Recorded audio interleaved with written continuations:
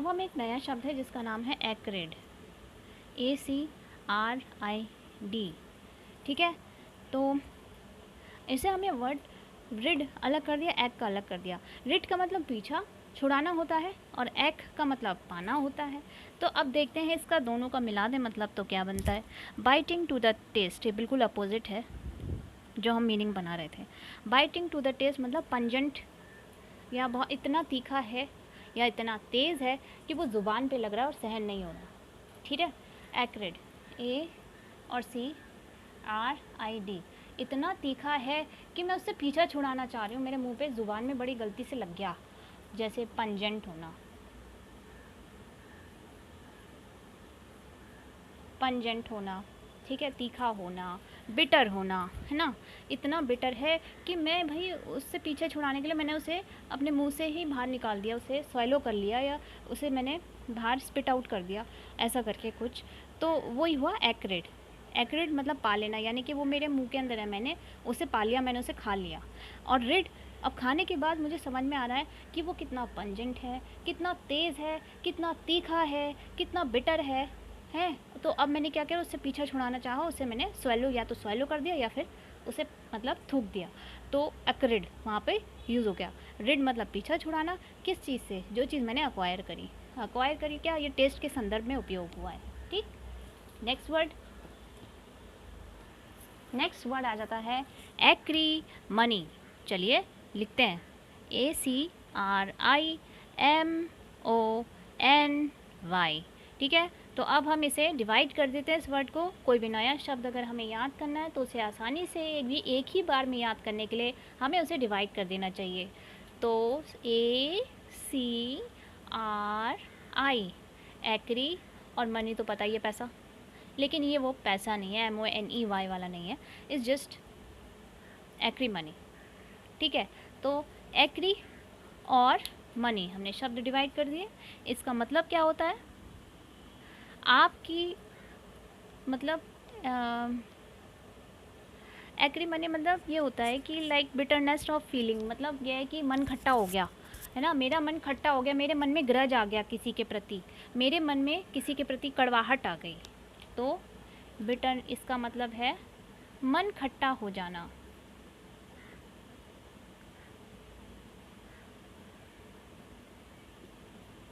या नफ़रत का भाव आ जाना, नफ़रत करना, नफ़रत करना।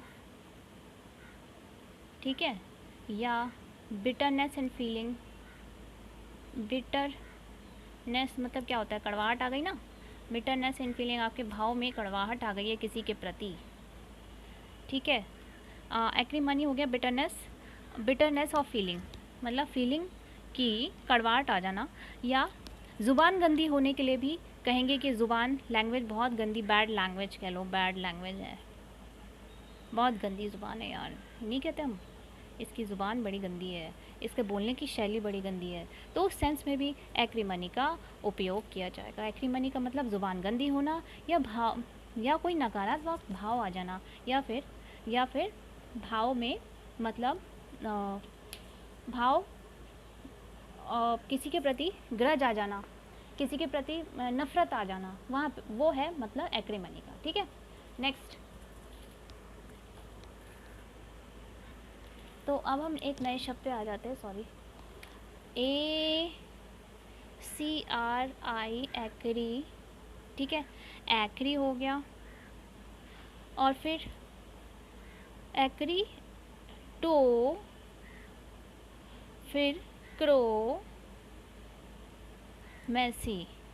इसको चुरो नहीं बोलेंगे, इसको क्रो बोलेंगे, ये साउंड क्रो करेगा। चलिए शब्दों को डिवाइड करते हैं।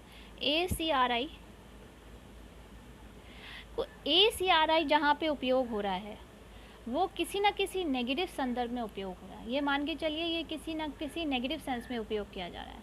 एक्री का मतलब समथिंग नेगेटिव, कुछ ना कुछ बुरा है।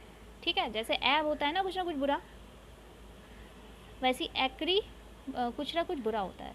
तो एक्री टो, क्रो, मैसी। ठीक है, क्रोमैसी का क्या मतलब होता है, क्रोमैसी का मतलब ये कलर को निर्धारित मतलब क्रोमेसी मतलब ये चीज़ कलर को डिपिक्ट करती है।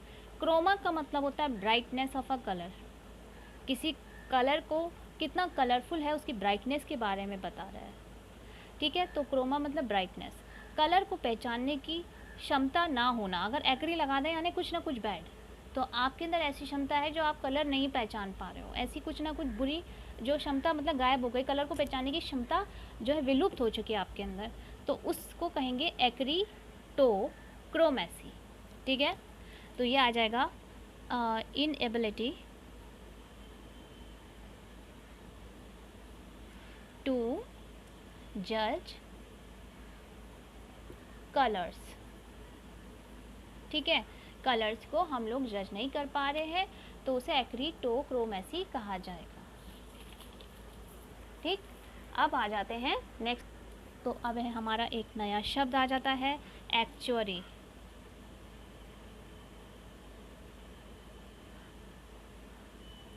ठीक है।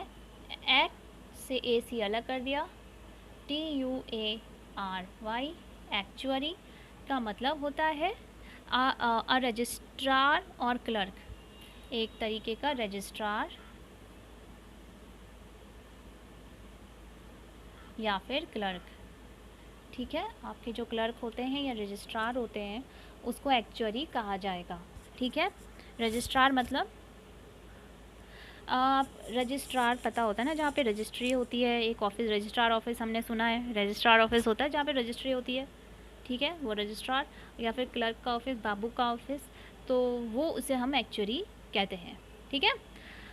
नेक्स्ट वर्ड आ जाता है एक्चुएट,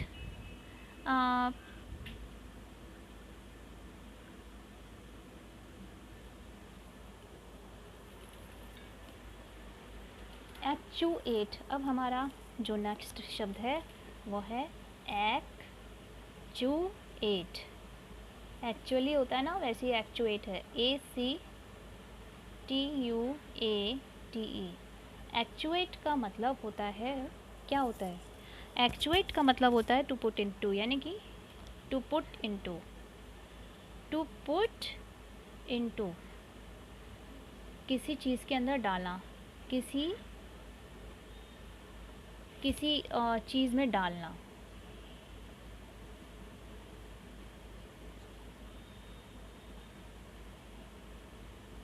ठीक है, किसी चीज़ में डालना एक्चुएट का मतलब होता है। या insight to action,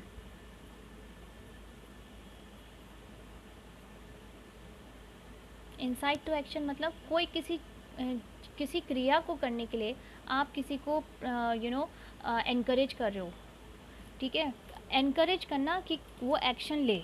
insight to action मतलब होता है एनकरेज करना या किसी चीज़ को प्रोत्साहित करना, पुनर्बलन करना, पुनर्बलन करना, किसी को प्रोत्साहित करना,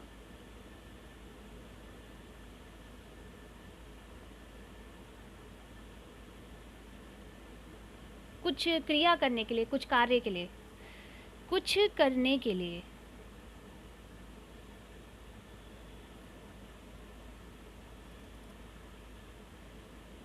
ठीक है। तो हम देखिए क्या है एक्चुएट का मतलब, पहले तो हम शब्द को, कोई भी नया शब्द सीखने डिवाइड करेंगे, सबसे पहला कार्य हमारा ये हो जाता है, AC को अलग कर दिया, चुएट को अलग कर दिया, तो बन गया हमारा एक्चुएट। अब हमारा क्या है कि टू पुट इनटू किसी चीज़ में डालना, किसी चीज़ में डालना, ठीक है, किसी चीज़ में किसी को इन्वॉल्व कर देना, है ना, किसी मतलब हम कह रहे हैं ना, हमने इसने मुझे इस काम में इन्वॉल्व कर दिया, टीचर ने मतलब कहते हैं कि प्रिंसिपल ने टीचर को उसको काम दे दिया, उसे इन्वॉल्व कर दिया, उसे इंगेज कर दिया, ठीक, तो वो क्या एक्चुएट, तो हम वहाँ पे उस सेंस में कहेंगे प्रिंसिपल एक्चुएटेड टीचर, ठीक है, ऐसा कर सकते हैं हम। तो मतलब किसी चीज़ को किसी कार्य में, मतलब किसी व्यक्ति को किसी कार्य में डाल देना, और इंसाइट टू एक्शन मतलब इंसाइट का मतलब है कोई कार्य है, आप उस चीज़ के लिए क्या कर रहे हो, एनकरेज कर रहे हो, इंसाइट टू एक्शन। पुनर्बलन करना, पुनर्बलन करना मतलब आप किसी को एनकरेज कर रहे हो कि भाई वो इस कार्य को वो करे, ठीक है, या प्रोत्साहन एनकरेज करना कि वो किसी कार्य को करे। इस सेंस में भी यूज़ हो सकता है कि जैसे हम बच्चों को एनकरेज करते हैं कि एग्ज़ाम में वो अच्छे मार्क्स लाएं, तो एक्चुएट करना हो गया, वो इस एक्टिविटी को एक्चुएट करना भी कह सकते हैं। ठीक है, तो सेंस में यूज़ हुआ, हम किसी को पुनर्बलन कर रहे हैं, प्रोत्साहित कर रहे हैं, किसी को कह सकते हैं हम कि एनकरेज कर रहे हैं और कि वो आगे कुछ कार्य करे। चलिए नेक्स्ट।